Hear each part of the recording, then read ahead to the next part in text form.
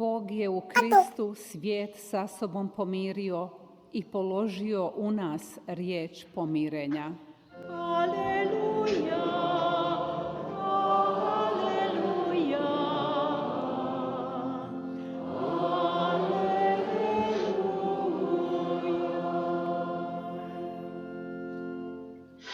Gospodin s vama. Čitanje Svetog Evanđelja po Luki. U ono vrijeme, kad je nagrnulo mnoštvo, poče im Isus govoriti: naraštaj ovaj naraštan je opak.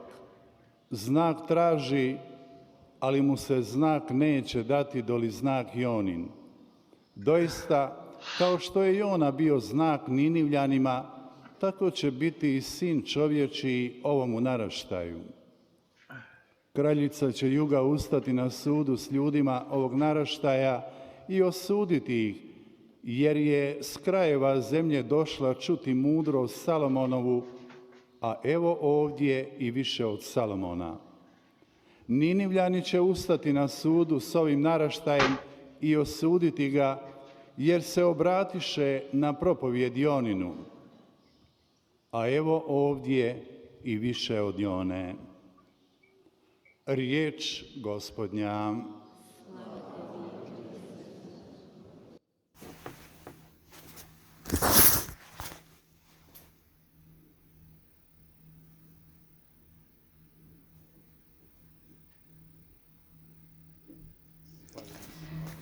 참 예수님,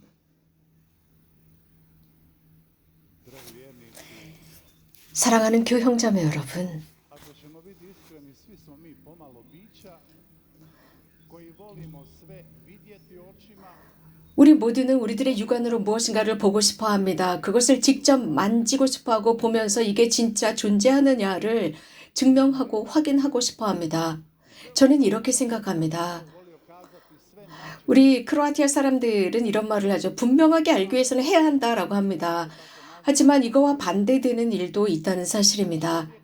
다시 말씀드리면 인간은 무엇인가 가시적인 표징, 무엇인가를 믿기 위해서 가시적인 표징을 원합니다. 그런데 자신의 내면에서는 이거와 반대입니다. 신앙이라고 하는 것은 눈에 보이지 않습니다. 하지만 우리가 지니고 있습니다. 신앙은 우리 사람들의 신뢰를 요구하고 있습니다. 이 경우에 주님의 오늘 말씀이 적용됩니다. 예수님께서는 우리 그리스도인들에게 당신 현존 자체가 우리들을 위한 표징이 된다고 하셨습니다. 이 지상에 살고 있는 우리들을 위한 표징. 그렇다고 다른 표징이 필요할까? 필요하지 않은데도 우리는 그것을 찾습니다. 한번 봅시다. 예수님께서 공생활을 하실 때 정말 지속적으로 그분이 누구인지를 보여주셨습니다. 동시대 사람들은 하지만 자꾸 표징을 찾았지만 그분 안에서 표징을 보지 못했습니다. 그분은 심지어는 가시적으로도 드러냈습니다. 기적과 이적을 행하시면서 말입니다. 사람들은 삶을 살아가면서 자주 일어나고 있는 그 사건들, 자신들 안에 일어나고 있는 것조차도 보지 못합니다. 눈이 멀었습니다. 예수님은 며칠 전에 복음에서 이 세대는 악하다라고 하셨습니다. 악한 세대라고 비난하셨습니다. 그리고 이렇게 첨부하십니다. 이 악한 세대는 아무것도 어떤 표징도 얻지 못할 것이다. 요나의 표징 외에는 아무것도 받지 못할 것이다. 여러분 보십시오. 이스라엘은 자신의 하느님 야훼를 믿지 않았습니다. 그러나 예수님께서 여기서 두 가지 예를 드시는데 이교도들 안에 일어났었던 두 가지 예를 들어주십니다. 그래서 하느님께서 얼마나 사람들을 향한 자비를 보여주시는지 보여주었습니다. 이렇게 하느님의 자비 때문에 그 이방인들이 회개한다는 것입니다. 가장 먼저 복음에서 전하는 것처럼 큰 도시였습니다. 대도시 니니베의 예와 남방에서 온 여왕입니다. 다 이교도들입니다. 여기서 무엇을 볼 수 있을까요? 그 이방인들이 이스라엘 백성들보다 회개를 향해서 훨씬 더 열려있다라는 것을 강조하셨습니다. 주님께서 그 세대에게 무엇을 경고하셨습니까?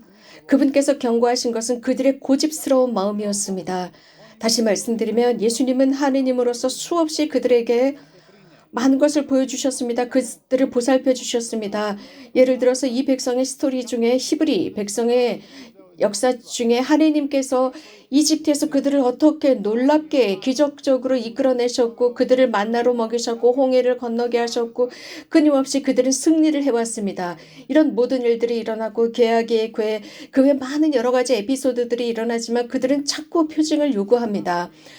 사랑하는 교형자매 여러분, 삶 안에서의 표징, 물론 그것은 부정적인 것은 아닙니다. 오히려 저는 이러한 표징들이 자주 우리들을 어떤 목적으로 이끌어간다고 생각합니다. 목적 말입니다. 그런데 예수님께서 이 사람들을 야단치셨습니다. 그들의 마음은 고집스러워졌다. 이게 중요합니다. 그들은 예수님의 말씀을 듣고 싶어하지 않고 눈으로만 보고 싶어합니다. 이게 바로 모든 영혼의 위험입니다. 이 고집스러운 영혼, 마음. 사랑하는 교형자매 여러분, 제 생각으로는 우리들도 거의 비슷하게 그 시대 사람들과 같은 마음으로 살아가고 있습니다. 마음이 고집스럽습니다. 그리스도인으로서 성경 말씀을 읽다 보면 그리스도인들은 성경 말씀을 읽어야 되겠죠. 성경을 읽다 보면 모든 그 성경의 장마다 인간과 하느님에 관한 경험이 담겨 있습니다. 매번 사람이 하느님으로부터 멀어질 때마다 그의 마음은 고집스러워졌다는 뜻입니다. 아주 고집스럽습니다. 자신의 죄도 인식하지 못합니다. 또 하느님의 자비하고 사랑이라는 것도 잊어버립니다. 마음이 고집스럽고 마음을 닫아버렸기 때문입니다. 또 악 속에서 끊임없이 고집스럽게 버티고 있기 때문입니다. 우리는 이런 식으로 산다면 우리는 그 죄에 빠지고 그 사기에 빠집니다. 하지만 사람은 늘 주님의 도움을 통해서 원래의 길 은총제 위로 돌아올 수 있습니다. 그러기 위해서는 여기에 필요한 것이 있는데, 즉 인간이 통회하지 않고 참여하지 않는다면 그 사람은 주님으로부터 분리된 사람이죠. 자, 여기 또 하나 중요한 요소가 있는데 한번 봅시다. 사람이 죄 속에서 악 속에서 고집을 피우고 그 안에 안주하고 바뀌고자 하는 희망도 없고 통회하려는 희망도 없다면 여기에 일어나는 일이 있습니다. 소위 말하는 하느님께서도 물러서신다는 것입니다. 이것은 한 사람에게 정말 하느님께서 그 사람으로부터 멀리 떠나시는 것, 이것은 정말 위험하고 심각한 일입니다. 하느님께서 기다리고 기다리다 뒤로 물러서시는 상황. 하느님께서는 역사 속에서 끊임없이 우리들에게 회개하라고 말씀하셨습니다. 회심하라고 말씀하셨습니다. 우리들의 악한 길에서 돌아오라고 말씀하셨습니다. 예언자들이라는 사람들, 그들은 하느님의 말씀을 전했습니다. 하느님의 이름으로 전했습니다. 그들은 알고 있었던 게 있었습니다. 자주 사람들에게 경고했고 그들에게 계속 충고했습니다. 백성이 잘못된 길을 갈 때마다 경고했습니다. 그들에게 두려움을 조장하기도 했습니다. 하느님의 단죄로 위협하기도 했습니다. 그러나 이 예언자들은 동시에 이 백성을 격려하고 용기를 주었습니다. 주님의 편으로 돌아오라 용기를 주곤 했습니다. 하지만 불행하게도 이런 회개의 선포, 하느님께 돌아오라는 그 선포를 함에도 불구하고 그 청취자들에게는 아주 부정적인 영향만이 나왔습니다. 듣지 않았습니다. 형제자매 여러분, 우리에게 어떤 일이 일어날 수 있을까요? 두 가지입니다. 즉 이렇게 주님께서 우리들을 부르실 때 주님 알겠습니다. 당신의 말씀을 듣겠습니다. 돌아가겠습니다. 당신의 길을 받아들이겠습니다. 라고 할 수도 있고, 주님 싫습니다. 저는 이 길이 좋습니다. 당신의 말은 싫습니다. 저는 자유로워지고 싶습니다. 저는 독립하고 싶습니다. 당신 없이 살고 싶습니다. 라는 두 가지 반응이 나올 수 있습니다. 당연히 이러한 상태는 하느님의 사랑을 거두어 버리는 행동입니다. 그리고 하느님의 인내를 거두어 버리는 행동입니다. 교형자매 여러분, 우리는 지금 살고 있는 이 세상을 현대 세상이라고 합니다. 자유주의라고 합니다. 그래서 모든 사람들은 모든 것을 자유롭게 하고 모든 것을 다 허락하지만 하느님만은 자신들 안에 허락하지 않습니다. 하느님만은 배제하고 있습니다. 사람들은 많은 꿈과 희망과 여러 가지가 있는데 그 결과 많은 바이러스나 많은 질병들이 있습니다. 앞으로 무엇이 어떻게 올지 모릅니다. 그럼에도 불구하고 사람들은 우리들의 삶 안에서 하느님을 발로 차버리고 있습니다. 우리들의 모든 창조성을 다해서 많은 자유를 만들어내고 있습니다. 그러나 많은 어려운 상황들이 있습니다. 이런 말씀을 드리고 싶어요. 믿는 사람이라면 모든 상황 속에서 기회가 있습니다. 회개할 기회가 있다는 것입니다. 우리가 살고 있는 이 시대, 현대라고 하죠. 그런데 마음에 고집스러운 사람들이 살고 있는 시대이면서도 자비의 시대입니다. 그래서 주님께 청해야 합니다. 주님께서 멀리 떠나시지 마시고 우리에게 자비를 베풀어 주십사. 동시에 우리들의 교만도 버려야 합니다. 교영자매 여러분, 우리는 지금 미사에 참여하고 있습니다. 여러분들은 미사 중에 많은 설교가와 신부님들로부터 강론이나 설교를 들었을 것입니다. 저는 이런 말씀을 드리고 싶어요. 설교의 주제 중에 가장 중요한 주제는 회개입니다. 이유는 회개야말로 우리가 구원으로 갈 수 있는 유일한 길이기 때문이죠. 우리가 구원받고 싶다면 회개해야 합니다. 이런 회개가 언제 일어날까요? 그것은 겸손해졌을 때, 마음을 열었을 때입니다. 내가 주님 앞에 있을 때 겸손하게 앞으로 나가서 무엇을 찾아야 할까요? 그분께서 내 안에 현존해 주십사 청하는 것입니다. 그것은 상상이 아닙니다. 많은 사람들이 이것은 이렇고 저렇고 그런 것은 나에게 필요 없습니다. 나와 하느님과의 직접적인 만남입니다. 그분의 현존 앞에 서는 것입니다. 그분의 말씀 자체가 내 마음을 열어놓고 그 말씀 말마디가 내 안에 사는 것입니다. 그분의 말씀이 내 행동을 바꾸도록 하는 것입니다. 자, 사람이 어느 정도 인생을 살았습니다. 이렇게 살다 보면 중년에 들어갔을 때 어떤 잘못한 것들, 내가 잃어버린 가능성, 기회를 보고 정말 마음 아파합니다. 후회합니다. 통탄합니다. 내가 조금만 이렇게 있으면 이 가능성을 잡을 수 있었을 텐데 라고 생각합니다. 하지만 또 시간이 지나다 보면 만약에 내가 이런 것을 했다면 이라는 가정법을 씁니다. 자, 2000년 전에 예수님의 마음을 생각해 봅시다. 예수님께서 보여주신 그 표징을 사람들은 인정하지 않았습니다. 그저 단순한 사람으로 인정했습니다. 흥미로운 것은 그분의 말씀입니다. 그분의 말씀은 달랐습니다. 무엇인가 그것을 실천하기에는 매우 어려운 요구였습니다. 잠깐만 성인들을 분석해 봅시다. 성인들은 자신들의 삶 안에서 요구하는 사람들이었습니다. 즉 성화, 거룩해지고 싶어서였습니다. 성 요한에게 누가 기도하고 있습니까? 사실 성 요한에게 전구하는 사람들은 거의 없습니다. 성 요한보다 성 안토니오에게 많은 사람들이 기도합니다. 성 안토니오의 힘이 더 크다. 그분이 훨씬 더 많은 은혜를 얻어준다. 이런 식으로 생각하면서 성인들과 비즈니스를 하려고 합니다. 이것은 잘못된 생각입니다. 성 요한을 생각해 봅시다. 성 요한은 우리가 지금 언급하고 있는 그 부분에 대해서 초대하고 있습니다. 즉 주님의 길을 준비하던 그 세례자 성 요한입니다. 그 길이 가까이 왔다. 하느님의 나라가 가까이 왔다. 라고 한 세례자 성 요한에게 누가 전구를 청합니까? 자, 하느님의 섭리는 반 정도 왔다가 물러서지 않습니다. 하느님의 섭리가 시작이 되면 계속 지속됩니다. 그리고 우리들에게 요구합니다. 무엇인가 빼앗아가는 것이 아니라 우리들의 성화를 위해서입니다. 또한 우리들의 모든 마음을 다해서 그분께 드릴 때 주님께서는 그것을 축복해 주시고 그것을 몇 배로 늘려서 다시 되돌려 주신다는 사실을 잊지 맙시다. 오늘 예수님께서 언급하신 니느베라는 대도시는 바로 나와 여러분일 수 있습니다. 가끔씩 나는 더 위대한 사람이 되고 싶어 했습니다. 더 유명한 사람이 되고 싶어 했습니다. 그러면 그럴수록 더 우리에게 나쁜 일이 일어날 수 있습니다. 예수님께서 우리들에게 경고하시는 것은 우리들의 악한 길을 되돌아보라는 것입니다. 그리고 회개의 길로 들어서라는 것입니다. 여기에 정말 중요한 것은 우리가 누구를 회개로 초대해야 할까입니다. 니느베를 보십시오. 니느베 대도시였다고 했습니다. 그곳은 수많은 사람들 80만 명이 살고 있었습니다. 그 사람들이 자루옷을 입고 회개하기 시작했습니다. 가장 먼저 그 도시의 대표라고 하는 왕이 자루옷을 입고 참여하기 시작했습니다. 그 왕을 따라서 지도자를 따라서 모두가 참여하고 있었습니다. 이런 니느베에 대한 정확한 이 표현은 묘사는 되어 있지 않습니다. 하지만 이 니느베의 모든 모습은 바로 우리들을 회개를 위한 기초가 됩니다. 자루옷을 입고 회개해야 합니다. 우리 모두가 그렇습니다. 그 어떤 누구도 여기에서 배제되지 않습니다. 그 어떤 사회적인 위치나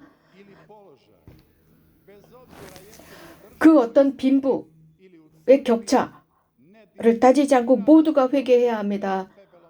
모두가 잘 옷을 입고 회개하지 않으면 안 됩니다. 사랑하는 형제자매 여러분, 정말 우리 국민이나 다른 국민들 안에서 정말 겸손이 있는지요? 주님의 메신저가 될 수 있는 마음이 되어 있는지 생각해 볼 일입니다. 우리는 가장 먼저 이러한 주님의 말씀을 들으면 뒷견에 두려고 합니다. 왜냐하면 이러한 것은 불편하기 때문입니다. 불편하고 나에게 유익을 주지 않는다고 생각합니다.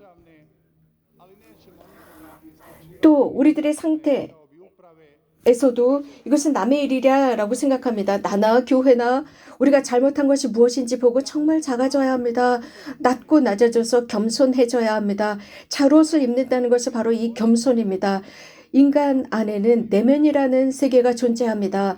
그 세계는 우리들의 잘못을 느끼고 있습니다. 그 내면의 세계에 주님이 계십니다. 그 내면 세계를 통해서 하나님과 연결되어 있습니다. 여러분들이 지니고 계신 그것을 주님께서는 빼앗아가지 않으십니다. 회개할 때 오히려 축복해 주십니다. 그것이 어떤 중요도에서 얼마나 크냐 작으냐가 아니라 우리 마음에 무엇이 담겨 있는지입니다. 사랑하는 형제자매 여러분, 주님께서는 악과 죄를 버리라고 하셨습니다. 가장 중요한 것이 겸덕입니다. 겸손함으로 주님께 가서 도움을 청하는 것입니다. 그래서 그저 그분께서 하시는 일을 관찰하는 관찰자가 아니라 그분 안으로 들어가서 겸손하게 청하는 것입니다. 열등의식을 갖는 것이 아닙니다. 겸손해지는 것입니다. 회개라는 것은 열등의식을 느껴라가 아닙니다. 우리는 자주 잊어버리는 것이 있습니다. 그리스도 교회에서 우리가 지니고 있는 그것, 가장 중요한 것을 우리는 잊고 살아갑니다. 지혜를 청해야 합니다. 지혜. 이 지혜라고 하는 것은 가장 먼저 하느님을 아는 것이고 하느님에 대한 경험이며 우리들의 삶을 그분께로 들어 올리는 것으로 구성되어 있는 것이 하느님께 청하는 지혜입니다. 또 그 안에는 사랑이 포함되어 있고 그 결과로서 우리는 이 세상을 위한 사랑의 표징, 다른 세대를 위한 세상의 표징이 되는 것입니다. 이 세상에 우리들에게 제공하는 것은 특히 상대주의로 우리는 그 속에 빠지지 말아야 합니다. 우리는 이 세상에서 죄를 상대주의적인 차원에서 보고 있습니다. 이 죄를 상대주의로 보는 것이 늘 죄를 진 상태에서도 우리들을 위로하는 것 같습니다. 그러나 잘못된 것입니다. 우리가 분명히 알고 있어야 하는 것은 이러한 상대주의는 니니베 사람들이 지녔던 것입니다. 그러나 그들은 분명히 인식했습니다. 그들의 악함을 인식했습니다. 그들의 악의를 인식했고 주님의 메시지를 이해했고 회개했습니다.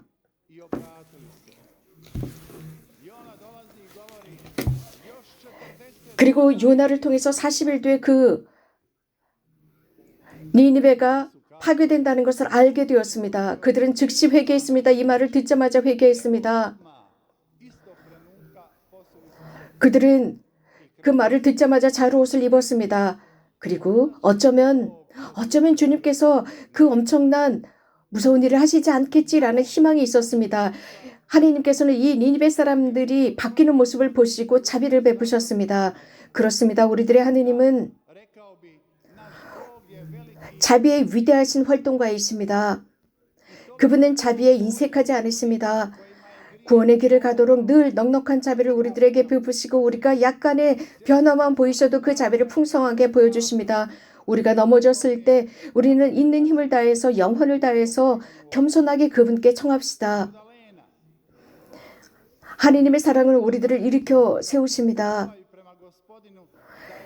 그분께서 우리들을 용서해 주시기 때문입니다. 사랑하는 교형자매 여러분, 주님께서는 모든 것을 인도하십니다.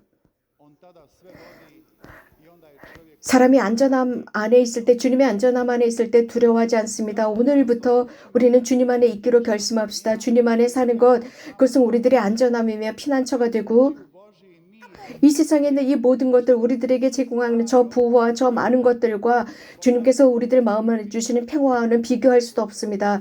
그렇기 때문에 우리에게 무엇이 필요한지 우리는 잘 알고 있습니다. 복음에서 들은 바와 같이 이 악한 세대로부터 우리들의 마음을 지켜야 합니다.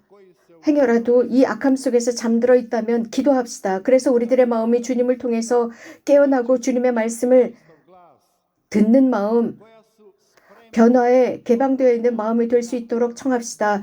우리들의 삶을 지나치게 형식적으로 만들어서 아무것도 하지 않는 그저 안락한 루틴 속에 빠지지 않도록 합시다. 우리들의 현실을 직시합시다. 그래서 우리들 자신이 열리도록 합시다. 우리들 마음 안에 있는 그 내면의 세계에 무엇이 있는지 발견하도록 합시다. 이러한 내 안에 그리고 여러분 안에 있는 이 신비한 세계, 하느님의 세계를 발견하도록 합시다. 우리들의 내면에 잠자고 있다면 주님, 저희들의 내면을 깨워주십시오라고 청합시다. 우리들에게는 외적인 가시적인 표징이 필요 없습니다. 왜냐하면 우리가 주님께 청할 때 주님께서 우리들을 섬세하게 만들어주시고 우리에게 성령을 부어주셔서 우리들의 내면에서 그분을 만나고 하나님께서 어디에서 우리들의 마음 어떤 부분에서 활동하시는지 볼 수 있게 해주십니다. 마지막으로 여러분들에게 아주 중요한 것을 말씀드리고 끝내겠습니다.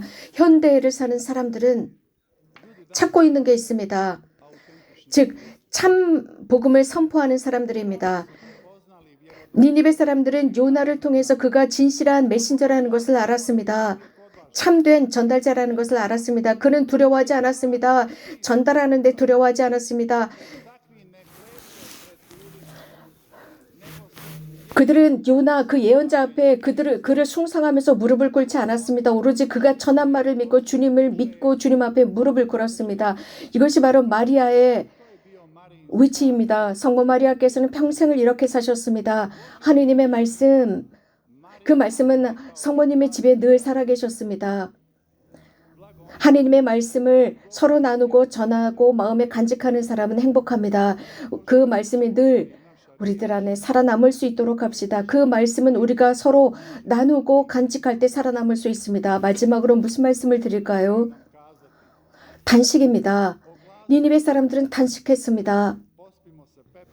단식, 죄를 뒤집어 썼고 단식을 했습니다. 회개라고 하는 것은 하느님의 자비의 열쇠입니다. 아멘. 늘 예수 그리스도를 찬미합시다.